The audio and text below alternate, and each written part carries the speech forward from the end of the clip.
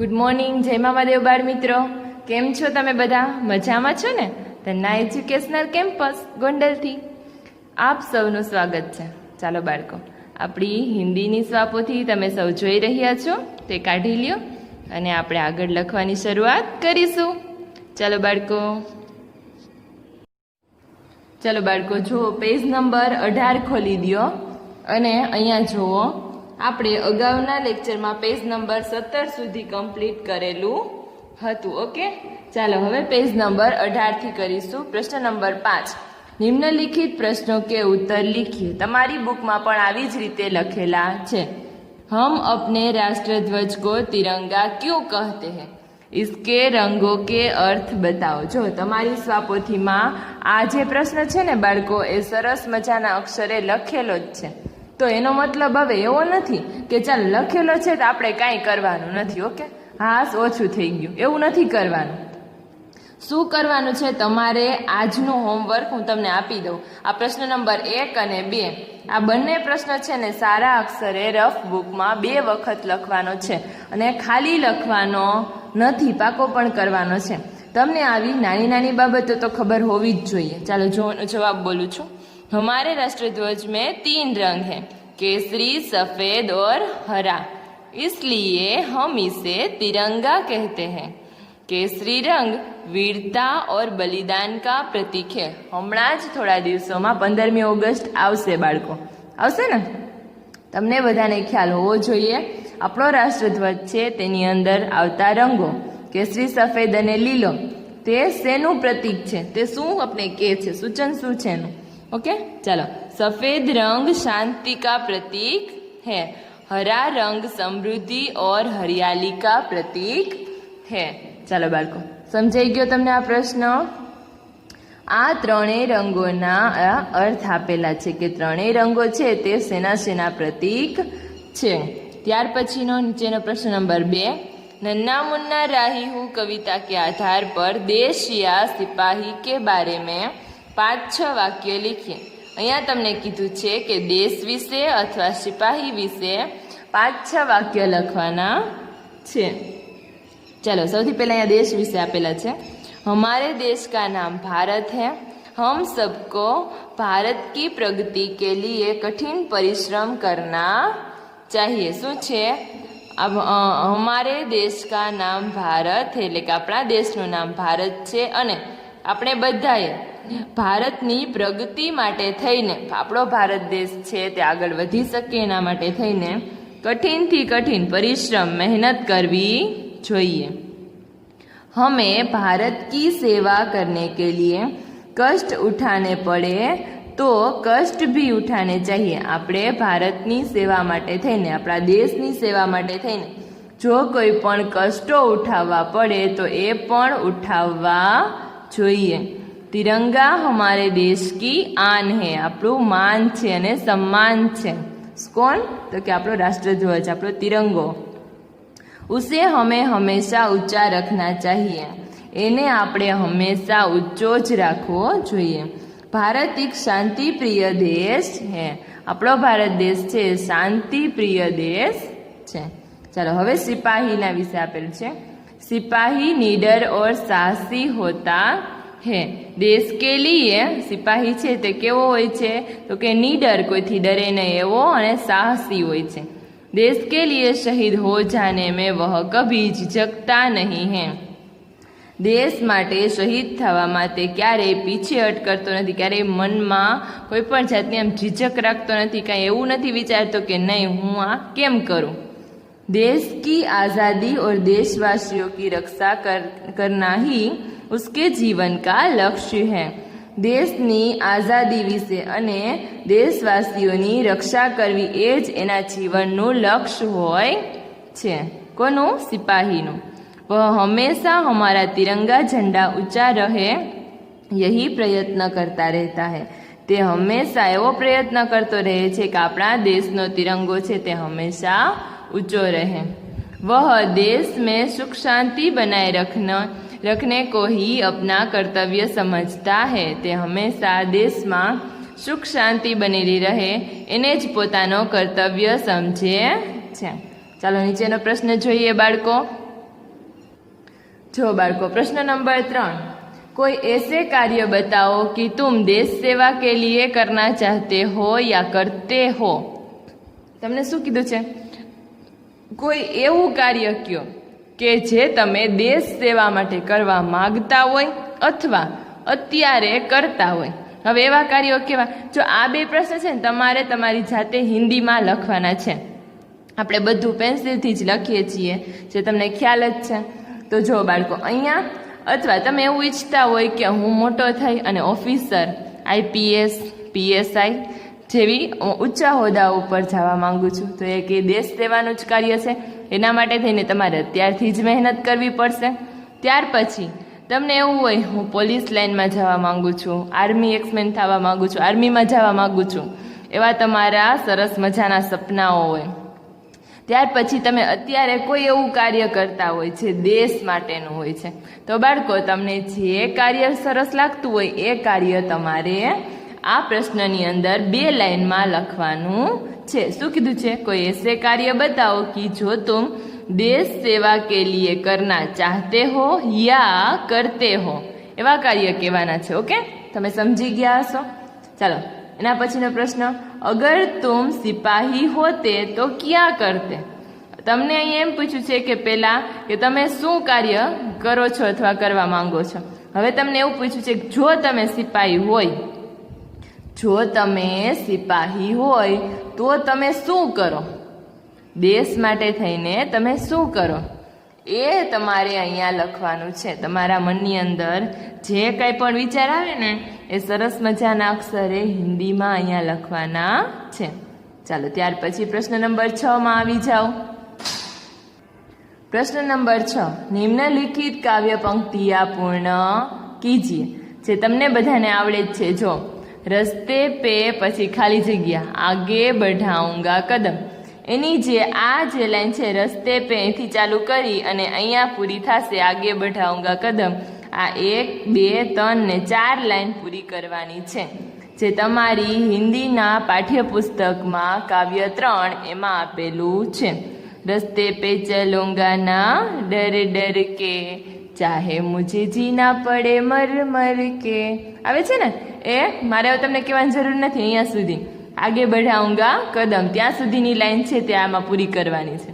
ચાલો, ત્યાર પછી बड़ा होके देश का सहारा बनूंगा आवे छे ने તે એ 4 લાઈન છે बढ़ाऊंगा कदम ત્યાં સુધીની એ 4 લાઈન અહીંયા પૂરી કરવાની છે। ઓકે, સરસ મજાના અક્ષરે પાઠ્યપુસ્તકમાંથી જોઈને તમને ખ્યાલ જ છે, તમે ઘણી વખત લખી પણ છે, એટલા માટે થઈને તમને આજે લખવા આપું છું। આ 2 પ્રશ્ન અને આ 2 કાવ્ય પંક્તિ એ તમારી જાતે પૂર્ણ કરવાની છે। ચાલો, હવે પેજ નંબર 19 ઉપર આવી જાઓ।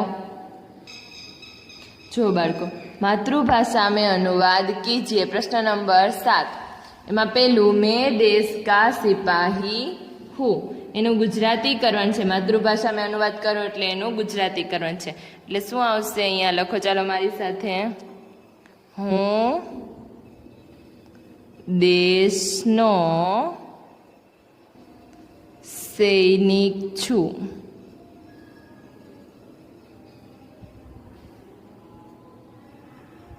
હું દેશનો સૈનિક છું। ચાલો, ત્યાર પછી બીજું શું છે? धरती पर हरे हरे खेत लहराएंगे। चलो एनो जवाब लखो।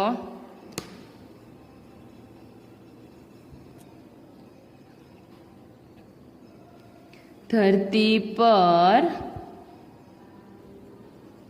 लीला लीला खेतरों लहराशे। પૂર્ણ વિરામ કરતા જવાનું છે, ભૂલવાનું નથી। ચાલો, ત્યાર પછી ત્રીજો બડા હોકર મેં દેશ કા સહારા બનूंगा। ચાલો એનો લખો, મોટો થઈને હું દેશનો આધાર બનીશ। એના પછીનો લખો, मेरा देश शांति की नगरी है। चलो एनो जवाब मारो देश शांतिनी नगरी छे। पूर्ण विराम। सबको प्यार का चलन में सिखाऊंगा। શું આવશે એનું ગુજરાતી? બધાને હું પ્રેમનો વ્યવહાર શીખવીશ। પૂર્ણ વિરામ। बच्चे रास्ते पर बिना डरे चल पाएंगे। શું આવશે એનું ગુજરાતી? બાળકો રસ્તા ઉપર ડર્યા વગર શું કરશે? હા, ચાલી શકશે। चलो। धरती पर पापी जन्म नहीं लेंगे। पृथ्वी ऊपर पापी जन्म लेशे नहीं। ત્યાર પછી શું આવશે? मैं दुनिया की आंखों का तारा बनूंगा। हूँ दुनियानी आँखोनो तारो बनीश। ત્યાર પછી दुनिया में कहीं भी बम नहीं गिरेगा। શું આવશે? દુનિયામાં ક્યાંય પણ બોમ્બ પડશે નહીં।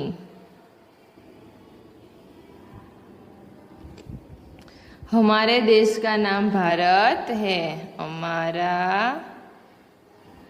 देशનું નામ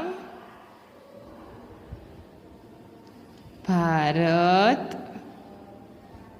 છે। જો બાળકો લખાઈ ગયું। ચાલો પ્રશ્ન નંબર 8 લખી લઈએ હવે। निम्नलिखित भावार्थ से संबंधित पंक्तियां काव्य में से ढूंढकर लिखिए। શું કરવાનું છે? અહીંયા જે તમને આપેલો છે ને એના ભાવના અર્થમાં જે કાવ્ય પંક્તિઓ આવતી હોય તે શોધી અને અહીંયા લખવાની છે। ચાલો હું લખું છું, તમે પણ મારી સાથે લખજો। मैं हमेशा तिरंगा झंडा ऊंचा रखूंगा। હવે આની સાથે જે આવતી હોય એવી કાવ્ય પંક્તિ કઈ છે એની સાથે મેચ થાય એવી? હા, તો કે રખૂંગા रखूंगा ऊंचा। શું આવશે? तिरंगा हरदम।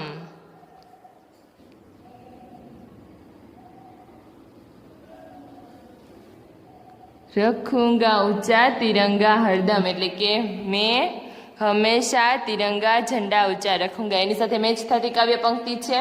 ओके, ચાલો હવે આગળ લખીશું। हमारा देश शांति प्रिय है એની સાથે કઈ કાવ્ય પંક્તિ આવશે? हाँ, शांति की नगरी है, नगरी है मेरा यह वतन।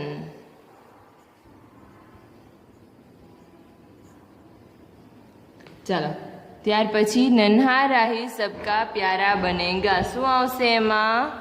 हाँ, दुनिया की आँखों का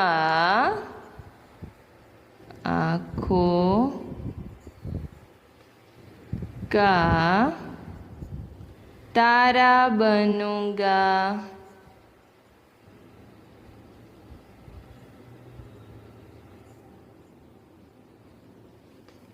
ત્યાર પછી मैं कहीं बम नहीं गिरने दूंगा શું આવશે એમાં दुनिया में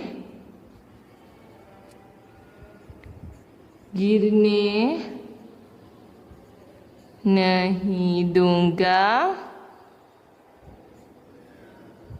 कहीं बम આ કાવ્ય પંક્તિ આવશે ને બાળકો ચાલો नन्हा राही बिना डरे रास्ते पर चलेगा चलो लखो रास्ते पे चलूंगा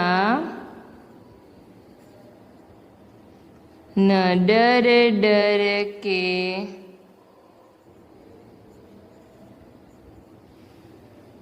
ओके ચાલો બાળકો પ્રશ્ન નંબર 8 અહીંયા પૂરો થાય છે હવે આપણે નીચેનો પ્રશ્ન નંબર 9 લખીશું જો બાળકો निम्नलिखित मुहावरों का अर्थ लिखकर वाक्यों में प्रयोग कीजिए શું આવશે એમાં પહેલું છે જો આંખો કા તારા આમાં શું કરવાનું છે એનો અર્થ લખી અને વાક્યમાં પ્રયોગ કરવાનું છે આંખો કા તારા એનો અર્થ લખો ચાલો बहुत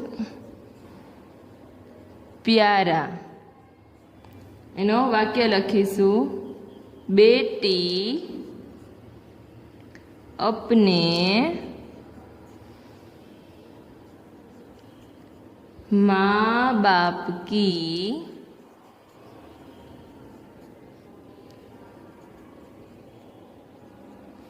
आँखों का तारा होती है ચાલો એના પછી મર મર કર જીના તો એનો અર્થ શું આવશે લખો ચાલો बहुत कष्ट सहन करते हुए जीना लखो चलो मर मर कर जीकर भी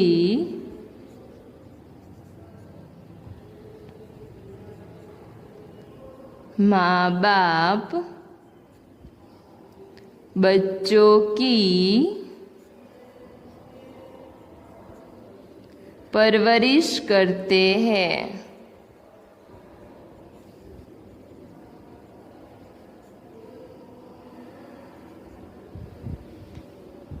ચાલો બાળકો ત્યાર પછી પ્રશ્ન નંબર અહીંયા 3 એનો દમ લેનાનો અર્થ લખો ચાલો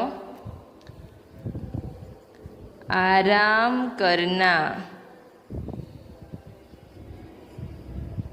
चलो एनो लखो वाक्य प्रयोग लक्ष्य प्राप्त किए बिना दम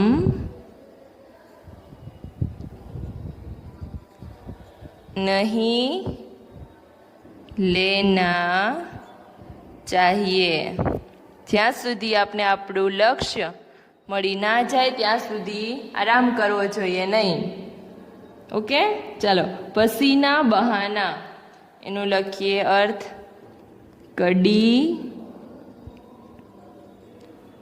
મહેનત કરના ચાલો હવે એનો વાક્ય પ્રયોગ લખશું આપણે वाक्य प्रयोग लखो बाळको एनु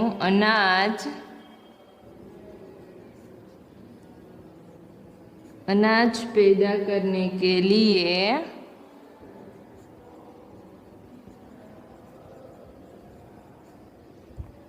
धूप में